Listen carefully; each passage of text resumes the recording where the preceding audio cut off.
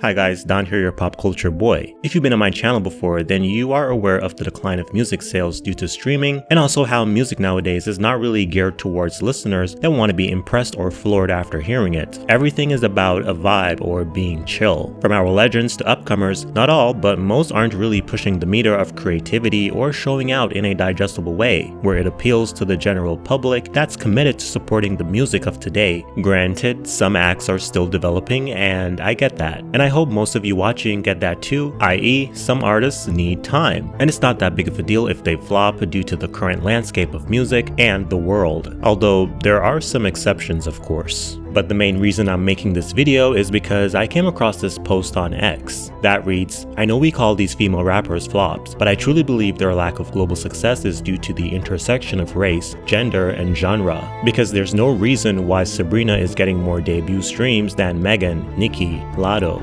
JT, Sexy Red, Glorilla, and Ice Spice combined. Being a white pop star truly opens doors." Whether you disagree or agree with the statement, that's your prerogative. Now, what drew my interest is the "being a white pop artist truly opened doors" line. And this got me thinking, white artists do encounter success more frequently than black artists. Just look at the top 10 best-selling artists of all time. Only 2 acts are black, Rihanna and Michael Jackson, and on the full list it's dominated with white artists. And this goes beyond music, even here on YouTube. White creators thrive more than any other race. That's why so many black creators that show their face in their videos don't include their face in their thumbnails. In this video, let's have a conversation about black musical artists. Why aren't black artists selling like their white counterparts? Are the new upcoming black artists mediocre? In this video, I'm gonna also give my take on why black artists tend to fall short in the sales department, and why I think the black audience has a part to play in this lack of sales dilemma. I am Don, your pop culture boy. Let's get into it. Now, the first person I want to talk about is Chloe Bailey. But I know I'm ate up. Chloe is relevant to this topic as she is a black artist that has a lot of buzz around her name, but whenever she drops a project, no one listens. Her fans rather fight others over their opinions about her music rather than buy Chloe's music. Now, Chloe released her debut studio album In Pieces in 2023, which had a huge gap from her debut solo single, 2021's Have Mercy. Now, I think they should have released her debut album in that same year, as Chloe had a huge buzz surrounding her name and her new sexy image was at its peak. Anyway, In Pieces was a commercial failure, selling only 10K in its first week, and now with her latest LP, Trouble in Paradise, released on August 9th, it didn't chart, and there hasn't been any reports of how many copies it sold in its first week, despite 2 singles being released prior to the album, FYS and Boy Bye. No one was expecting an album, although she did announce the project at Coachella back in April. I have an album coming out soon. The title of the album is called Trouble in Paradise. And as I mentioned, released 2 singles prior. There was no social media post from Chloe either, only a few days before the album dropped. And the thing is, Chloe is very active on social media, so that was very strange. I think they didn't bother to have a grand promotion cycle because they knew it wouldn't sell, and opted for this ordeal to be more of a development process for Chloe. So instead of her label shelving her or shelving the project, they allowed her to still drop it, as more of a way to further her development. And to me that makes sense. If you block out all the chatter of, "Oh my god, Chloe flopped." Sometimes it's better to develop when no one's watching. Does it look bad seeing she is signed to Beyonce's record label Parkwood? Yeah, but on both a business and artistic level, it made a lot of sense to have this lackluster rollout, because if they promoted it, the album wouldn't sell. Chloe is still a work in progress, and she doesn't command that reaction where you would drop everything for her. Not yet.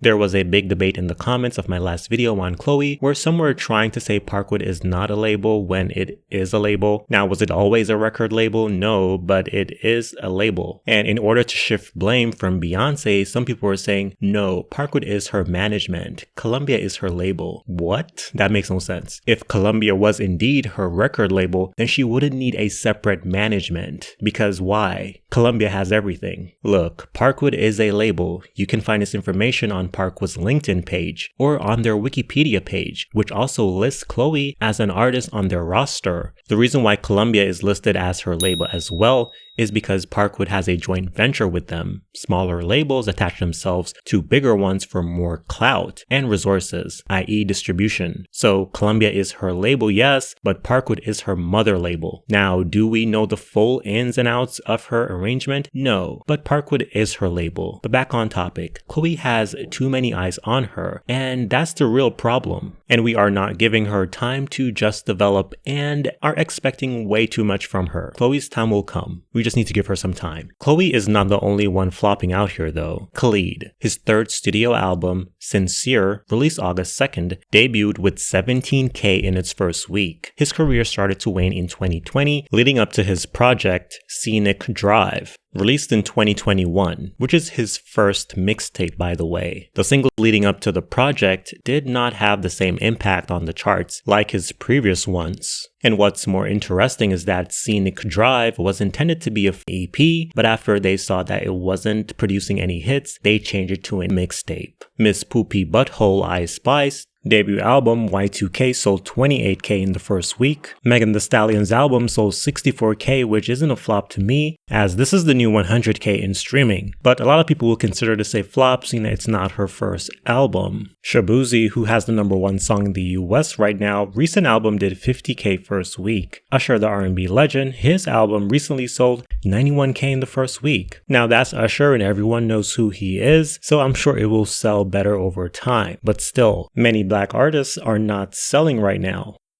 One of the reasons why black artists, mainly upcoming black artists, are not really selling is because of the music, obviously, but more specifically, the hoe type music, or the hoe genre.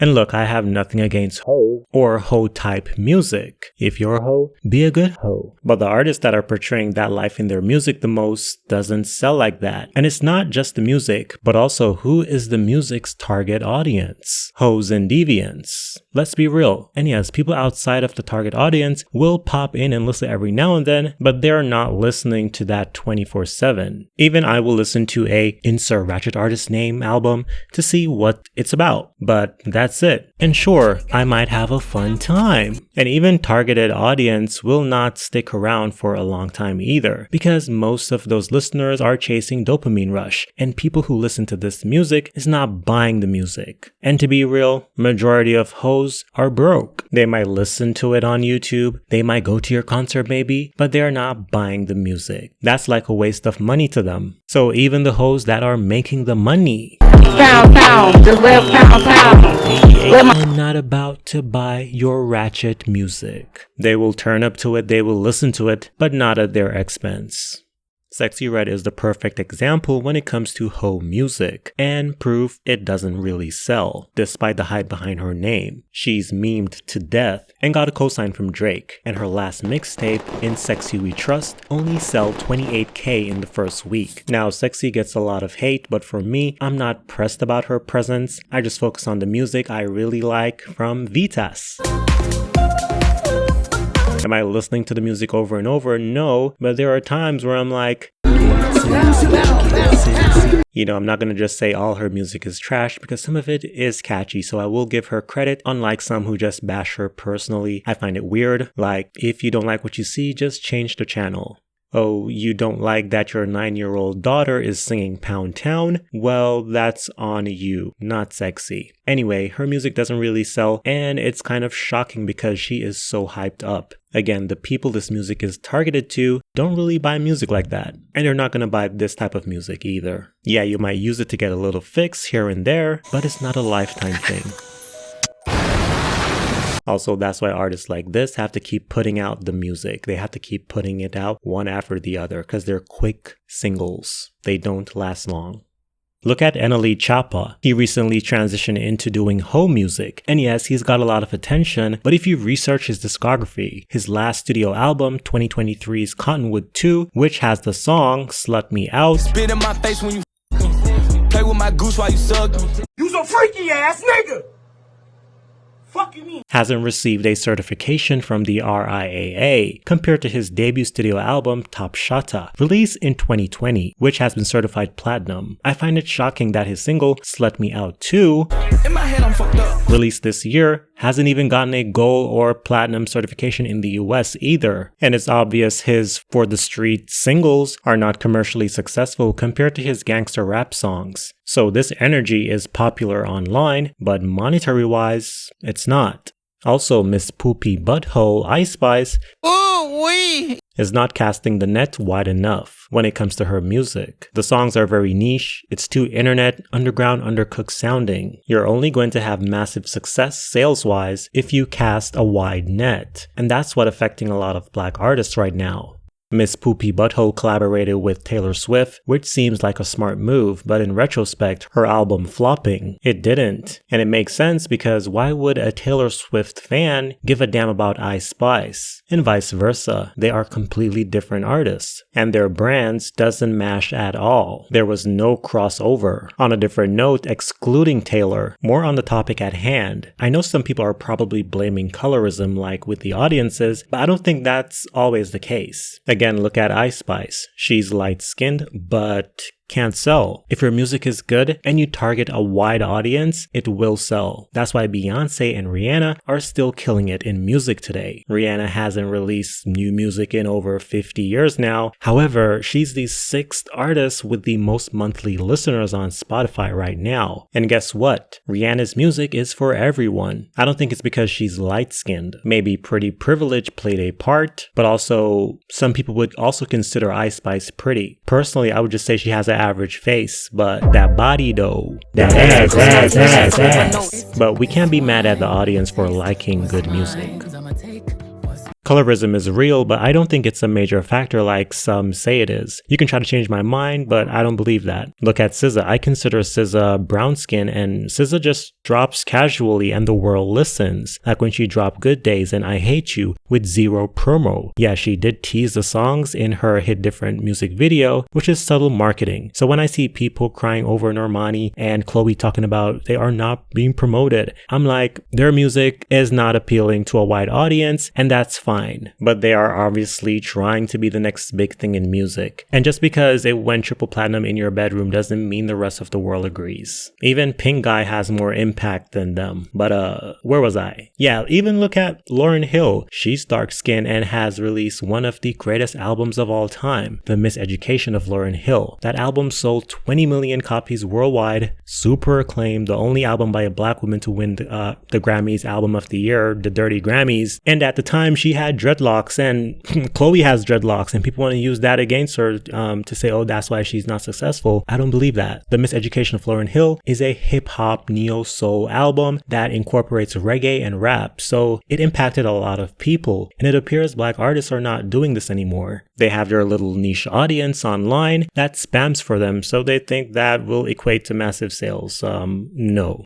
Now, are we black people the problem? When it comes to black artists underperforming or not being as successful commercially, I'm not gonna lie, sometimes I'm like, it's our fault for not supporting them, but at the same time, I'm not gonna force myself or set up any streaming farms for no artists, even if they are black. So I am torn on this we need to support all black artists rhetoric. But then again, there's so many insert non-black artist name that sells millions, and then black artists who are better or even sometimes just as good get zero fanfare, zero accolades, and a part of me really believe it's because we don't support our own. And this goes beyond music. Example, a lot of our people will support the white businesses instead of black businesses. Meanwhile, other communities, other races will only support each other just because they share the same racial background. Y'all see Taylor Swift? Bruh, white people go hard for that lady. And sometimes I'm like, for what? Sometimes I'm like, I get it, but still, for what? Even Jack Harlow, every song he puts out goes number one. Not saying his music is bad, but most times I'm like, when did the song come out? Like, who's listening to his music? Why is it going number one? I believe it's his white audience supporting him. Again, not saying the music is bad, but black artists out here doing the same thing and even better sometimes, but cannot get a number one. That song, I don't want no bruh. That song sounds like a freaking Vanilla Ice, like a new age Vanilla Ice shit. I'm like, really, number one? Interesting. But yeah, they made sure their boy went number one. So yeah, are we the problem? Kinda not, but also kind of. We kind of are. Other hot take, but hip-hop only went mainstream because of white kids starting to listening to it. Yes, hip-hop was created and popularized by Black Americans, but it wasn't until the 80s when white kids fell in love with the genre. It started to become more recognized and as an actual industry that can be exploited by the music business. Also, look at any poppin' rapper concerts, Travis Scott, Drake. It's majority white people in these crowds. You might see one black person. I was watching DMX Woodstock performance that happened in the 90s, and it was only white people in the audience, and they were having a good old funky time. Now, are black artists mediocre? And the answer to that is sure, some are indeed mediocre, but all types of artists are mediocre. But again, for some reason, others are mediocre and rewarded, but black acts doesn't have that same luck. Pusandag na have the same luck. Black artists have to work so hard to get a fraction of what white acts get. And this topic goes deeper. We can agree that yes, Sexy Red is pretty mediocre, but it's more complicated as artists like Sexy Red, although she's poppin', she's not as funded as your regular white artists, but is still expected to sell out in every aspect for some reason. On the topic of underfunding, it's one of the reasons why so many black artists use a lot of samples. Although sampling is an art form, and I have no issues with it, but a lot of black artists that uses samples, it's simply because they don't have the instruments, the connections, i.e. proper producers and engineers, to materialize their ideas from scratch. So while yes, there's a big fat but. What do you think about this topic? I look forward to reading your comments. I am Don, your pop culture boy, and I will see you in the next one soon.